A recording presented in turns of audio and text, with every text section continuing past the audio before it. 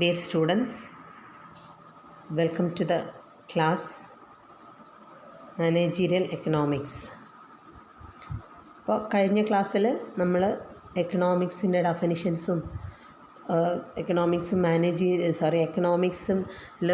ബ്രാഞ്ചസും ഒക്കെ പഠിച്ചു. Means difference between micro economics and macro economics ഒക്കെ നമ്മൾ കഴിഞ്ഞ ക്ലാസ്സിൽ ഡിസ്കസ് ചെയ്തു.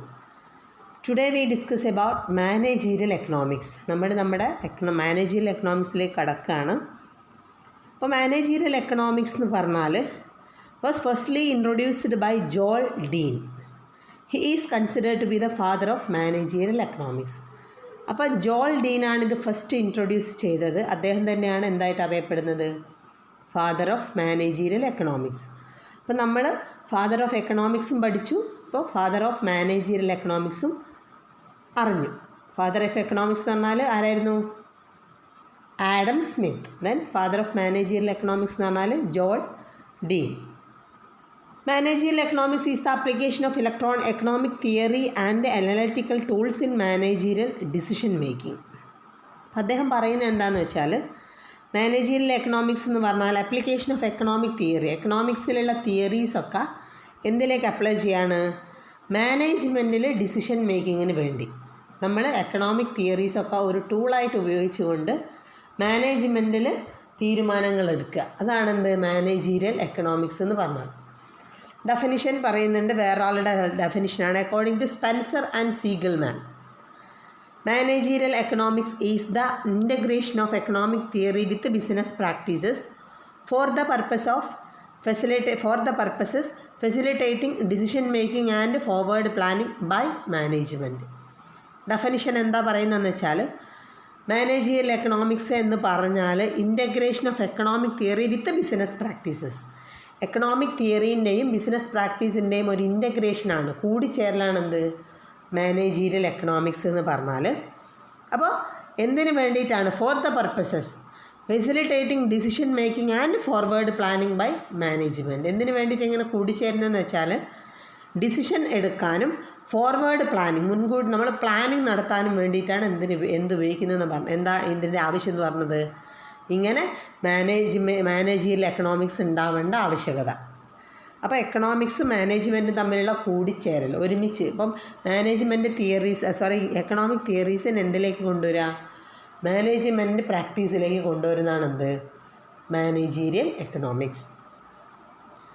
അപ്പോൾ managerial economics is the study of how to manage the limited resources to achieve the objectives of business. എങ്ങനെ മാനേജ് ചെയ്യാം ദ ലിമിറ്റഡ് റിസോഴ്സസ്. അപ്പോൾ നമ്മൾ നേരത്തെ പറഞ്ഞു, റിസോഴ്സസ് എന്താണ്? സ്കേഴ്സാണ്, ദുർലഭമായ റിസോഴ്സസ് ആണ്. ആ റിസോഴ്സസിനെ എങ്ങനെ നമ്മൾ ഹൗ ടു മാനേജ്, എങ്ങനെ നമ്മൾ കുറച്ച് ഉപയോഗിച്ചുകൊണ്ട് കൂടുതൽ ഉപയോഗിച്ചുകൊണ്ട് എന്ത് ചെയ്യുക, അതിനെങ്ങനെ നമ്മൾ ബിസിനസ്സിൻ്റെ ലക്ഷ്യം നേടിയെടുക്കും എന്നുള്ളതാണ് എന്തിൽ പറയുന്നത്? മാനേജീരിയൽ എക്കണോമിക്സിൽ പറയുന്നത്. Then characteristics of managerial economics. Micro economics. Managerial economics is microeconomics in character. There is so because it studies the problems of a particular business units. അപ്പോൾ നമ്മൾ കഴിഞ്ഞ ക്ലാസ്സിൽ മൈക്രോ എന്താ മാക്രോ എന്താന്നൊക്കെ നമ്മൾ പറഞ്ഞു. മൈക്രോ എന്ന് പറഞ്ഞാൽ ഒരു സ്മോൾ യൂണിറ്റിനെ പറ്റി പഠിക്കുന്നതാണ്, സിംഗിൾ യൂണിറ്റിനെ പഠിക്കുന്നതാണ്. മാക്രോ വേൾഡാണ്, അല്ലെങ്കിൽ വേൾഡ് വൈഡാണ്, ഒരുമിച്ച് പഠിക്കുന്നതാണ്. അപ്പോൾ മൈക്രോ എക്കണോമിക്സ് എന്ന് പറയുന്നത് എന്തുകൊണ്ടാണെന്ന് വെച്ചാൽ, നമ്മൾ മാനേജീരിയൽ എക്കണോമിക്സിൽ ഒരു സിംഗിൾ ഫേമിനെ പറ്റിയാണ് പഠിക്കുന്നത്, ഒരു സിംഗിൾ ബിസിനസ്സിനെ പറ്റിയാണ് പഠിക്കുന്നത്, ഒരു സിംഗിൾ പേഴ്സണിൻ്റെ ബിഹേവിയറാണ് പഠിക്കുന്നത്. അപ്പോൾ മൈക്രോ എക്കണോമിക് ആണ്. മനസ്സിലായോ? Next one, normative science. It is considered with what management should do under particular circumstances. Normative science എന്ന് പറഞ്ഞാൽ എന്താണെന്ന് വെച്ചാൽ,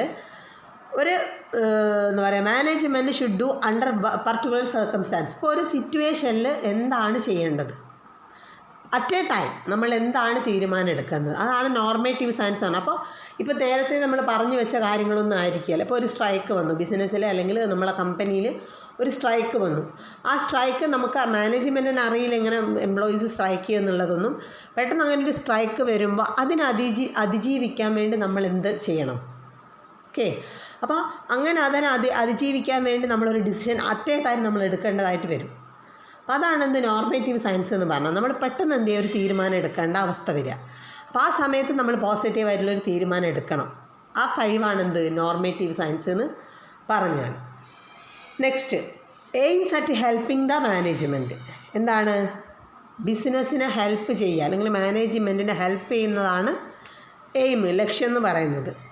നെക്സ്റ്റ്, പ്രാഗ്മാറ്റിക് മീൻസ് എന്താണ്? Practical oriented.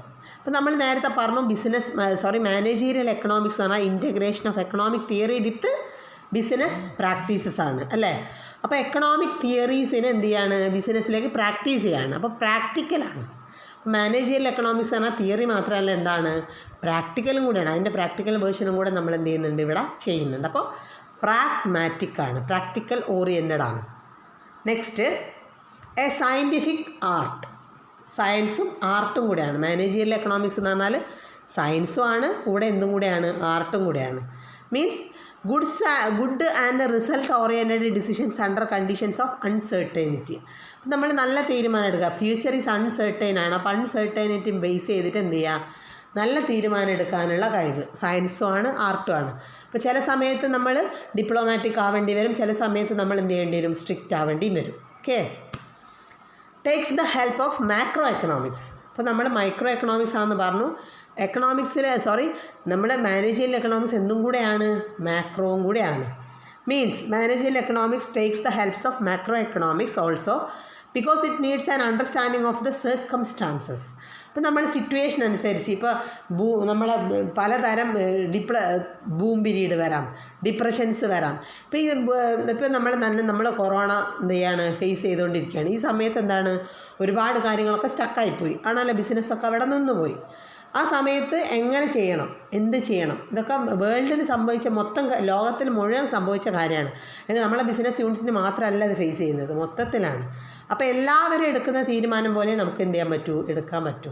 ഗവൺമെൻറ് മൊത്തത്തിൽ എടുക്കുന്ന തീരുമാനം നമ്മൾ എന്ത് ചെയ്യണം? ഫോളോ ചെയ്യണം. അതാണ് മാക്രോ എന്ന് പറയുന്നത്. അപ്പോൾ ബിസിനസ് ഫേമിന്, ഒരു മാനേജ്മെൻറ്റിന് സ്വന്തമായിട്ടൊരു തീരുമാനം എടുക്കാൻ പറ്റിയെന്ന് വരില്ല. ഓക്കെ, അതാണ്.